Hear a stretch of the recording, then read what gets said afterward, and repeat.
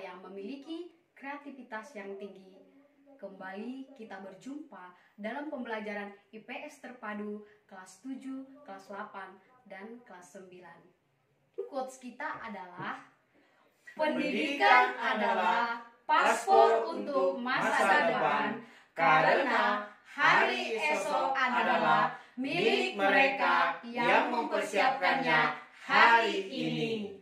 Sambut salam kami, salam SFD, semangat, fraternitas, Dina. Halo, selamat pagi buat kita semua. Salam sehat untuk kita semua. Pada hari ini kita berjumpa kembali di dalam materi IPS kelas 7. Pada materi hari ini kita akan berbicara tentang kegiatan ekonomi. Berbicara tentang kegiatan ekonomi berarti berbicara tentang bagaimana aktivitas manusia dalam memenuhi kebutuhannya, yang tujuannya adalah semua kegiatan ini akan menghasilkan nilai baik dalam berbentuk materi. Nah, bagaimanakah cara-cara yang dilakukan oleh manusia untuk melakukan kegiatan ekonomi? Kegiatan ekonomi meliputi 3 hal. Yang pertama adalah mengenai produksi. Yang kedua adalah mengenai distribusi. Yang ketiga adalah mengenai konsumsi. Oke, yang pertama kita akan berbicara mengenai produksi. Produksi adalah kegiatan menghasilkan barang atau jasa yang dilakukan oleh manusia. Kegiatan produksi ini menghasilkan suatu barang yang akan dikonsumsi oleh manusia, baik itu barang maupun jasa. Secara umum, faktor-faktor produksi yang ada meliputi faktor produksi alam, faktor produksi tenaga kerja, faktor produksi modal, dan faktor produksi keahlian manajerial. Yang pertama, faktor produksi alam. Faktor produksi alam adalah faktor penunjang kegiatan produksi yang tersedia di alam. Faktor ini meliputi tanah, air, hasil hutan, lautan, hasil laut, dan sebagainya. Sebagai contoh, ketika kita memproduksi padi, maka ada peran faktor produksi alam berupa tanah, air hujan, iklim, dan sebagainya. Tanah yang subur dapat membantu pertumbuhan padi dengan baik. Begitu pula air dan sebagainya. Tanah yang subur dapat membantu pertumbuhan padi dengan baik. Begitu pula air hujan dan iklim yang bisa mendukung pertumbuhan padi sehingga bernilai tinggi dan dimanfaatkan dengan baik. Faktor produksi tenaga kerja adalah faktor produksi yang bentukannya berupa tenaga kerja manusia.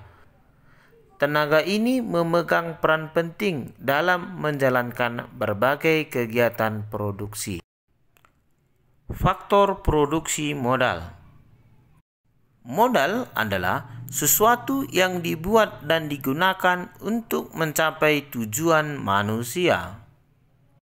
Sebagai contoh dari sebuah modal, seorang nelayan sebelum pergi berlayar harus menggunakan tenaganya untuk membuat jaring atau kapal.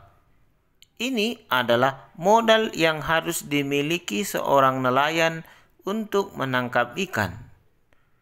Dengan meningkatnya barang modal, maka hasil produktivitas akan semakin banyak. Faktor produksi manajerial. Faktor produksi keahlian manajerial ini adalah kemampuan dalam mengelola dan mengorganisir berbagai faktor produksi sehingga proses produksi yang berlangsung dapat berjalan secara efektif dan efisien. Bicara yang kedua, yaitu mengenai distribusi. Distribusi adalah kegiatan menyalurkan barang baik dari produsen ke konsumen. Nanti di dalam kegiatan distribusi ada 3, distribusi langsung, distribusi semi, dan distribusi tidak langsung.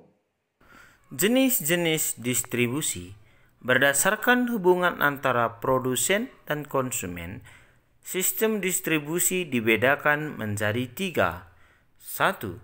Distribusi langsung, yaitu penyaluran atau penjualan barang yang dilakukan secara langsung oleh produsen ke konsumen tanpa dilakukan perantara. Sebagai contoh, penjual tukang bakso menjual baksonya langsung kepada konsumen. Distribusi semi langsung, yaitu distribusi kegiatan penyaluran barang atau jasa melalui pihak penghubung atau toko yang dimiliki oleh produsen itu sendiri. Sebagai contoh, perusahaan yang memproduksi sepatu bata menjual langsung ke toko sepatu bata yang dimiliki oleh produsen itu sendiri. Distribusi tak langsung, yaitu kegiatan penyaluran atau penjualan barang dari produsen kepada konsumen melalui perantara.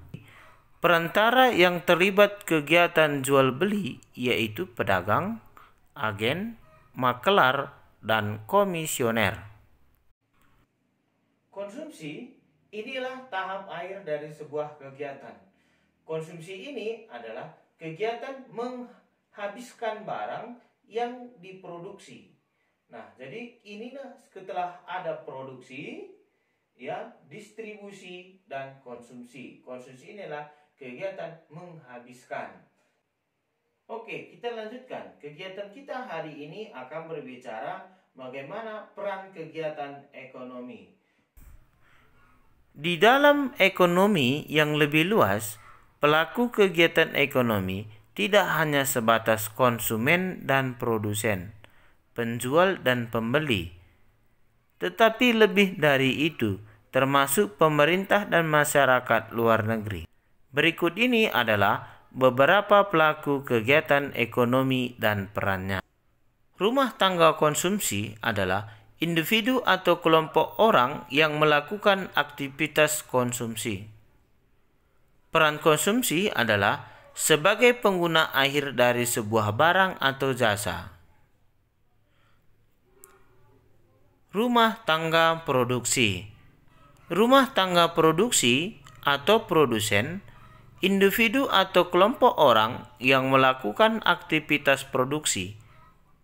Kegiatan produksi tersebut menghasilkan suatu produk, baik itu berupa barang maupun jasa tertentu yang dibutuhkan oleh rumah tangga konsumsi. 3. Perusahaan. Perusahaan adalah tempat terjadinya kegiatan produksi, baik barang dan jasa, serta tempat berkumpulnya semua faktor produksi. Perusahaan di Indonesia terdiri dari BUMN, swasta, dan koperasi. Pemerintah. Pemerintah sangat berperan penting dalam aktivitas ekonomi di suatu negara. Pemerintah memiliki kewenangan tertentu dan dapat mengendalikan berbagai aktivitas perekonomian melalui kebijakan yang dikeluarkan oleh pemerintah suatu daerah. Demikianlah materi kita pada hari ini.